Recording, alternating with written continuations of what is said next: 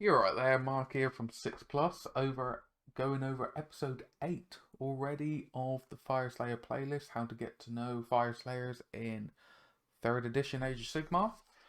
The nice shiny book. So, without further ado, we're going over the battle tactics today, and there's 6 of them. So let's crack on and see what we got. So, they're called Oaths of Battle. I do like that a lot. They're all pretty darn good. Okay, they're all really good.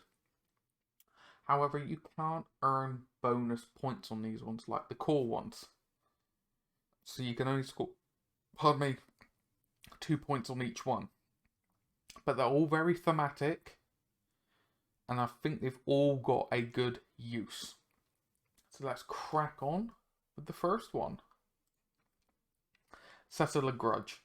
This one I think is the most thematic, by the way. All right. Each time a friendly unit is destroyed by wounds caused by an attack, make a note of the enemy unit that made that attack. Brackets in a book of grudges if you wish. Love it. When you pick this battle tactic, pick one of your enemy units that is still on the battlefield. You complete this tactic if that unit is destroyed during this turn. Oh my god, I absolutely love it. It's encouraging you to have a book of grudges. Why not? If you're playing Fyreslayers, you need a book of grudges. Alright? Now, there is a downside to this. It's your units destroyed by an attack. So it doesn't include spells, it doesn't include abilities, it doesn't include mortal wounds from monstrous rampages or invocations or anything like that. So it could be a difficult one if you got a heavy magic opponent. But general attacks, you're loving this. You're noting down those grudges and you're going to get your payback. Because if that unit is then down to like 1 or 2 models, pick it. Take out that unit. Get those 2 points. Settle that grudge. Love it. Then you got Beastslayer. Pick one enemy monster and one friendly hero. You complete this tactic if that monster is slain by wounds caused by attacks made by that hero during this turn.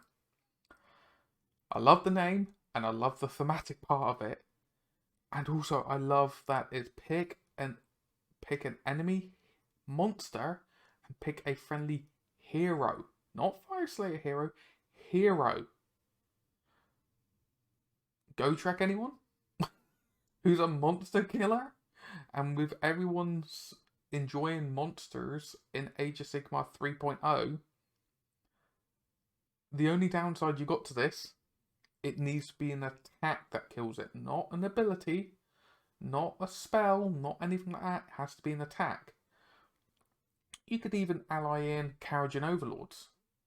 Cool, I've got an Engine Master with a dirigible suit with all the guns. I'm going to kill you with an attack from those guns. I love it. I genuinely love it. Then you've got an honourable death. Pick one friendly hero. You complete this tactic if that friendly hero is slain during this turn and any enemy models were also slain by wounds caused by attacks made by that hero during this turn. Fine. Very simple. Same again. Not a Fyreslayer hero. Just a hero. So if you got, say, a Runed Sun on 1 wound, a Battlesmith on 1 wound, a Rune Lord you've allied in on 1 wound, fine.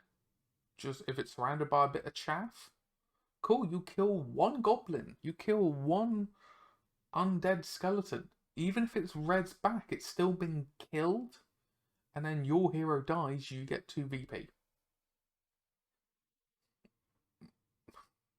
See no downside to that one. Except for it has to be an attack, not an ability. See a bit of a pattern here? You got Seize by Force. You pick this tactic only if you control fewer objectives than your opponent.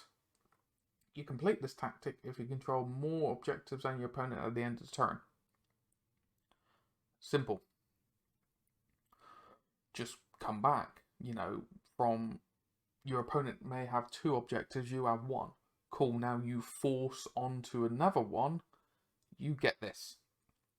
As noted, some battle plans, you lose objectives as the game progresses. There's some where you have an objective in each corner, and they work their way into the center, and then you only have 1 objective, or anything like that. So, the problem is, if you only have 1 objective then, your opponent has more than you gain that, you do have more than your opponent, that's fine. But some games you have just 2. So, it is situational, but I think this is quite a good one because it plays into what you want to do, is grabbing these objectives. And next, we have got Grimnir Knows No Mercy. You complete this tactic at the end of this turn if any friendly Volkite Berserker units on the battlefield, and all of them are within 3 inches of an enemy unit. So, if you're running groups of Volkites, they do want to be in combat. So you are, later on in the game, you are going to be within 3 inches of an enemy unit. Now the problem is, this is all Volkite Berserker units, so you need to make sure they're all within 3 inches. And if your opponent is savvy, and you start killing those units, your opponent could be pulling out models from the front to break you out of the 3 inches. Okay? So, it depends on the matchup, but I think this is still a really good one. Really good one to go for. Even if you have 1 Volkite Berserker unit, you just really support it to make sure to get in there. But that... Oh yes, we have the final one. And Ignatius Death, I believe. Pick 1 enemy hero. You complete this tactic if that enemy hero is slain by wounds caused by an attack made with fire steel throwing axes. This one is the most situational one of the lot, but I think it's the funniest of the lot. Every single model has 1 attack with a throwing axe. All of them, bar the heroes I think hit slightly better, but they're all pretty much hitting. You've got an 8-inch range, 1 attack, hit on 4, wound on 4, no rend, 1 damage. But you do have Urgold runes that can allow you to deal mortal wounds with your throwing axes and get pluses to hit with your throwing axes and stuff like that.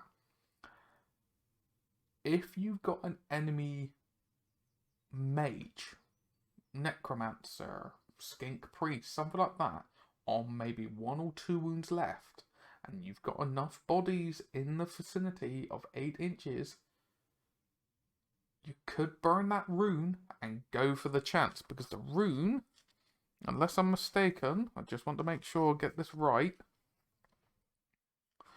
Let's get the rune a minute. You got the rune of Farsight. Alright.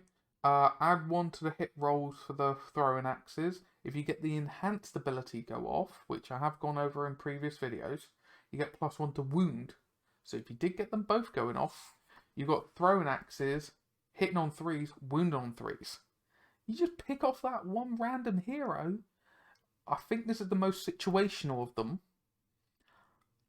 but I think it's the funniest as well. Alright, so that is all 6 of the Oaths of Battle tactics. I love them all. They're all very thematic. They're all possible to do. Alright, they're all very possible to do. The only downside is you don't get any bonuses. You don't get more than 2 VP. But as always, if you've enjoyed the video, please like and comment down below if you've had any experience with using these or going against an opponent that has used these. Really interested to see what your experience. Social medias and affiliate links are down below. Every little bit helps.